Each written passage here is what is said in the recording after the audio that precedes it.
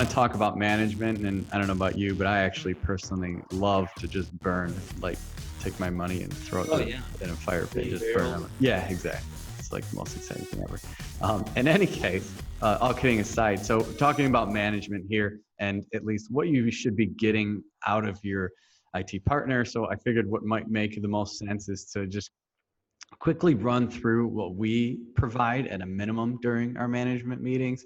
I can show some snapshots of those as I was just about to pull up. We can talk through them. We don't have to go through them in detail because it might be quite boring. But the gist of this is, you need to be communicating with your IT provider on a recurring basis. You need to be talking about these things. And it's important because technology is something, it's the first thing everyone touches when they get in the door and they sit down at their desk, and it's probably the last thing that they touch before they go to bed.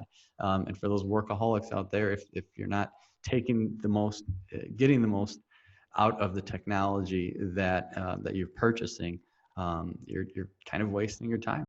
And that's the point of this webinar, right? It's to just point out the benefit of having management in IT. So not just utilizing the help desk services. Anybody can answer phones and help fix issues, but what do you do with all those issues? Are you recording the issues? Are you talking about them on a routine basis? Are you, creating initiatives based off of those issues? That's important. It's just as important as having somebody to fix them. It's actually, in my opinion, more important because it's data, and you're actually using that data to improve the process going forward. Hopefully at the end of the day, if you have recurring issues, or you'll just have less issues, altogether. So we'll kind of run through what the typical management at a very minimum, I guess, what we should expect or what you would expect to get from vitaltech, but the typical meeting will kind of look like. It starts with an agenda.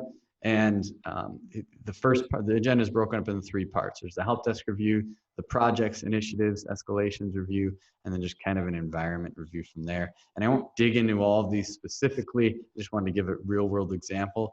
So the first thing we do is we jump into the help desk, and any relationship manager here just runs through the tickets. You got the number, you got who worked on the issue, the user that created it. Obviously kind of made this a little more generic for presentation purposes. But you can very quickly see all of the issues that have popped up over the past 30 days. You get a count of the issues. I got the ticket number, so I can look it up in the system if I want to dig into more details. I get the average response time, the actual first response time. So when you present this to one of our partners, what can you teach them? What can they learn? And what's the most helpful? Yeah, so right here, just kind of looking at this, you'll see the word Citrix pops up a lot throughout this. So I'll just identify Citrix, and then I'll start reading into those Citrix issues, and I'll see if it's the same user that had them. I might not look at the title. I might just look at, oh, wow, user 1 really has a bunch of issues on here. So what's going on with user 1? Is it related to Citrix? Is it not related? And that shows up in the agenda. We had a lot of Citrix issues, and there was a couple significant outages. So we're making the customer aware that we're aware of the outages. We're going to take action, reading the logs more, and figure out what's going on. And then the customer they're aware themselves that there might be something going on in the back end, so that they're just more prepared for something that's going to, a potential outage that might happen. The next section is projects, escalated issues, recommendations. Again, won't dig into all of these. I'll kind of highlight the security initiative here.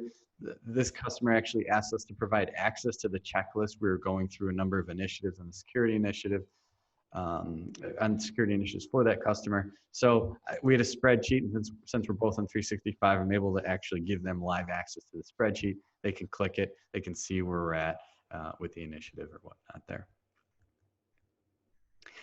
After the initiatives, and these initiatives are pretty important because they derive from the help desk issues. They derive from questions that the customer asks. These are the recommendations that you should be kind of looking out and getting. So sometimes you'll spend a lot of time up, on somebody that has a help desk ticket issue. Sometimes you'll spend a lot of time just on, one particular initiative. We might skip everything else and just talk about this one initiative if that's the hot button, for the month. But it's important to cover both, and it's important that both are looked at on a routine basis. The last part is just more, this is, in my opinion, just basic level management. So it's reviews of users. Sorry, I'm pulling up the wrong spreadsheet here. So these are all the users that are in the 365 environment. Shows the licenses that they have.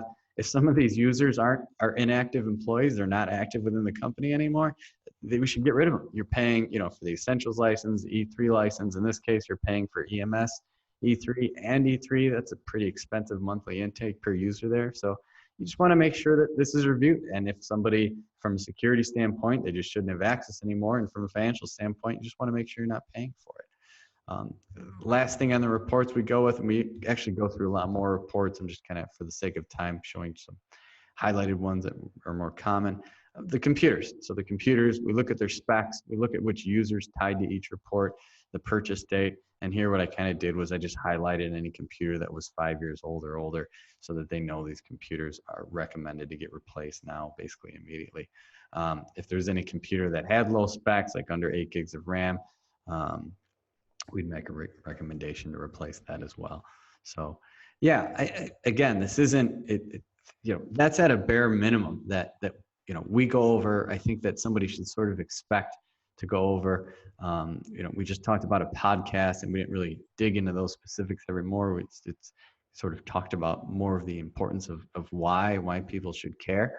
But hopefully this gives some, examples of what you should at least go through. Right. I mean, this is supposed to be a full service from the beginning when we do assessments, because taking temperature of a company is going to be different than any other. That's why we try to customize and learn as much as possible with their needs.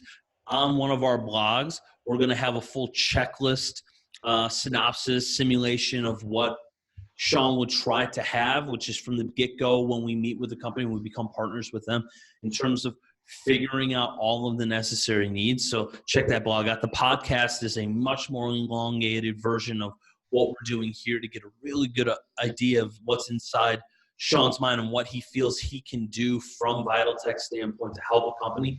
But the words of wisdom, the lasting points here: care about your tech environment, communicate relevant information to the IT provider. That is what we suggest from vitaltech for our partners, is that the more you put in, the more you get out. For Sean, I'm Scott. Thanks for tuning in. Thanks, guys.